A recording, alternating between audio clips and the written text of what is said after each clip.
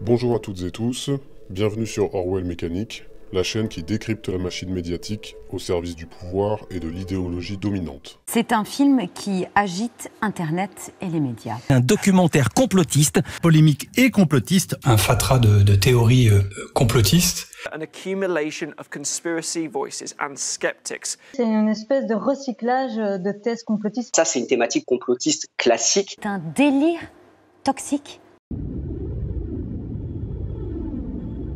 Dans cette vidéo, vous l'aurez compris, je vais vous parler de complotisme. Pour ça, je vais m'appuyer sur le cas du documentaire Hold Up. Je vous laisse d'ailleurs le lien en description pour que vous puissiez vous faire votre propre avis.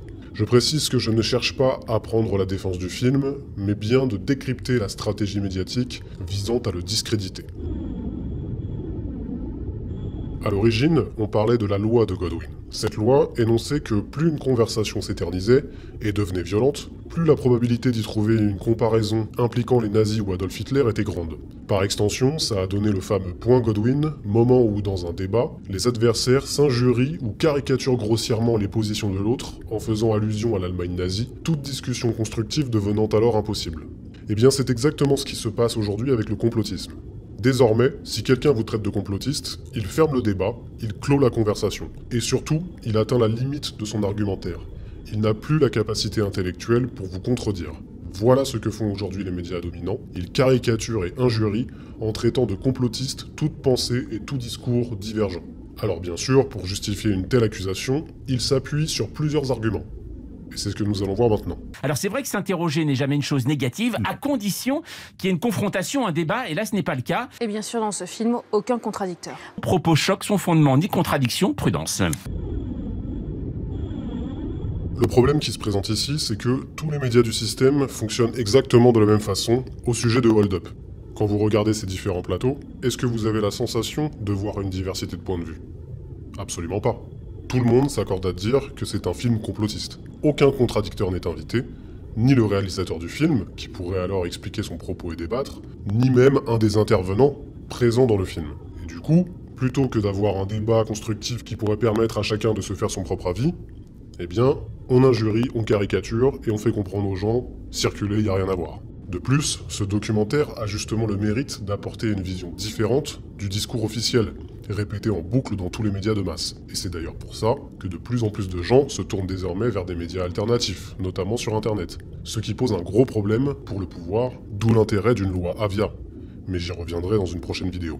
Dans ce film, au total, il y a 37 intervenants présentés comme des experts. On trouve par exemple une ex-députée LREM, Martine Vonner, connue pour ses positions anti-masques. Le médecin Christian Perron, fervent soutien de Didier Raoult et des théories conspirationnistes dont on a beaucoup parlé sur ce plateau. Un youtubeur connu pour s'inquiéter de ce qui se passe sur la face cachée de la Lune. Avec 17 intervenants dont la plupart sont bien connus des réseaux complotistes. 37 intervenants au dossier chargé depuis le début de l'épidémie.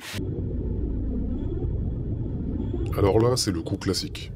J'ai baptisé cette technique l'association de malfaiteurs, qui relève d'une certaine manière du sophisme. Ce sujet fera également l'objet d'une vidéo à part, tellement il est important. Mais revenons-en à Hold Up. Quoi de mieux pour discréditer le film que d'en discréditer les intervenants? Puisqu'il y a des experts qui sont interviewés, mais que ces experts seraient de parfaits complotistes, alors le film qui leur donne la parole ne peut être que complotiste. Évidemment, un tel raisonnement est totalement absurde et prouve bien une fois de plus l'incapacité intellectuelle des journalistes à argumenter de façon claire, complexe et nuancée, sans tomber dans l'injure et la caricature. D'autant que pour appuyer ce raisonnement insensé, les médias, eux, font appel à des soi-disant experts qui seraient spécialisés dans le complotisme. On a donc d'un côté Hold Up qui donne la parole à des experts farfelus, et de l'autre, des médias mainstream qui interrogent des experts fiables et légitimes. J'invite tous ceux qui veulent avoir un aperçu à consulter 2 articles qui ont été publiés par nos confrères des Décodeurs du Monde et de Check News, à Libération. Le service de fact-checking de Libération, l'équipe de Check News, a recensé au moins 10 contre-vérités majeures véhiculées par Hold Up.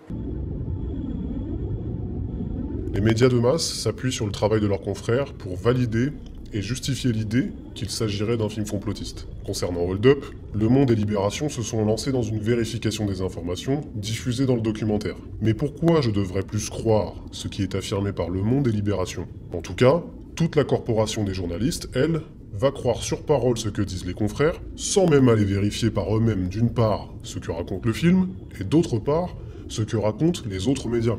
Pourtant, les articles du Monde ou de Libération sont tout à fait contestables sur certains points. Par exemple, Le Monde conteste l'hypothèse avancée dans le film que le virus aurait particulièrement sévi du 15 mars au 15 avril, pendant le confinement, ce qui sous-entendrait que le confinement n'a pas été efficace puisque le pic de mortalité a été atteint début avril. Mais il est simpliste d'en conclure que le confinement n'aurait eu aucune utilité sur la propagation du virus. En effet, les conséquences d'une telle mesure ne peuvent être immédiates. Les patients qui décèdent à l'hôpital, à une date donnée, ont été contaminés en moyenne entre 3 et 4 semaines plus tôt. Donc, l'article affirme que le très grand nombre de décès atteints début avril serait dû à des contaminations remontant avant le confinement. Alors pourquoi pas, moi je veux bien. Or, on sait que les premiers symptômes apparaissent entre 3 et 5 jours après contamination, d'après le ministère de la Santé. Et l'INSERM nous dit, je cite, « La plupart des formes graves se développent dans la 2e semaine suivant l'apparition des symptômes. » Si on fait un calcul rapide, si vous êtes chanceux, entre guillemets, vous allez développer une forme grave au bout de 19 jours, donc un peu moins de 3 semaines, puisque les premiers symptômes apparaîtraient 5 jours après la contamination, et que la forme grave apparaîtrait 14 jours après, donc 5 plus 14, 19 jours. Et si vous n'êtes pas chanceux, vous allez développer une forme grave au bout de 10 jours seulement. 3 jours d'incubation, apparition des premiers symptômes, et 1 semaine après, vous développez une forme grave. On se retrouve donc avec une fourchette allant de 10 à 19 jours après contamination, et non pas 3 à 4 semaines après contamination, comme l'affirme l'article. Une étude, faite en Italie au moment le plus fort de la crise, a montré que le délai moyen entre l'apparition des premiers symptômes et la mort serait de 8 jours. On est, là aussi, bien loin des 3 à 4 semaines qu'affirme l'article. Et surtout, on se rend compte que ce qui est énoncé dans Hold Up pourrait finalement être vrai. Je ne dis pas que ça l'est, mais on voit bien que l'information qui est donnée dans l'article n'est pas fiable, ce qui pose quand même un petit problème déontologique. Ce n'est bien évidemment pas le seul élément approximatif que l'on trouve dans l'article. On peut voir des formulations comme « à notre connaissance ». Est-ce qu'ils ont bien cherché ? Est-ce qu'ils ont suffisamment cherché? Est-ce qu'ils ont eu le temps de chercher? Je rappelle, entre la sortie du film et les publications du Monde et de Libération, il s'est pas passé longtemps, seulement quelques jours. Dans l'ère de l'instantané et de l'information en continu, le fact-checking pose un énorme problème. La vérification pourrait être crédible si elle se faisait sur le temps long, sur des semaines, sur des mois. Et quand on a seulement quelques heures ou même quelques jours, ça paraît quand même assez faible pour apporter une contradiction solide et crédible. Donc pour bien faire, il faudrait aller vérifier les vérifications, puis ensuite vérifier les vérifications des vérifications, et ça à l'infini. Voilà pourquoi le fact-checking pose un sérieux problème. On va accorder de la valeur à cette vérification juste parce que ça vient d'un journal reconnu, entre guillemets. D'autant que pour un documentaire de 2h40, il y a de grandes chances qu'il y ait des erreurs. C'est fort probable. Et d'ailleurs, Le Monde ou Libération, eux aussi, ont déjà commis des erreurs. Eux aussi ont déjà diffusé des fake news. L'exemple du Lancet Gate en est l'illustration parfaite. Tous les médias ont relayé l'étude du Lancet sans même en vérifier la véracité. Et ils se sont tous plantés. Est-ce qu'ils ont fait leur bilan de conscience? Est-ce qu'ils ont balayé devant leur porte? Absolument pas. Est-ce que pour autant leur crédibilité a été remise en question? Absolument pas. Pour finir, j'attire votre attention sur un dernier point. L'histoire est jonchée de complots. L'histoire n'est qu'une succession de complots, de jeux de pouvoir et d'intérêts. Pourtant, on assiste depuis plusieurs années maintenant à une véritable chasse aux sorcières, où la sorcière est devenue le complotiste et non plus le comploteur. Mais qui est le plus dangereux? Le comploteur ou le complotiste? Et en ce qui concerne les médias, qui est le plus nocif? Celui qui relaie sans sourciller, par exemple, qu'il existe des armes de destruction massive en Irak, ce qui a pour effet de justifier auprès de la population une intervention militaire faisant plusieurs centaines de milliers de morts, ou celui qui doute, qui pense qu'on nous manipule, qu'on essaie de nous endoctriner, qu'il existe un plan que l'on pourrait qualifier de complot. Personne aujourd'hui ne remettrait en question le fait que nous avons été manipulés, que ces armes de destruction massive n'ont jamais existé, qu'il s'agissait en fait de fake news diffusées massivement pour convaincre l'opinion publique. Alors je repose la question, qui est le plus dangereux? Le complotiste ou le comploteur?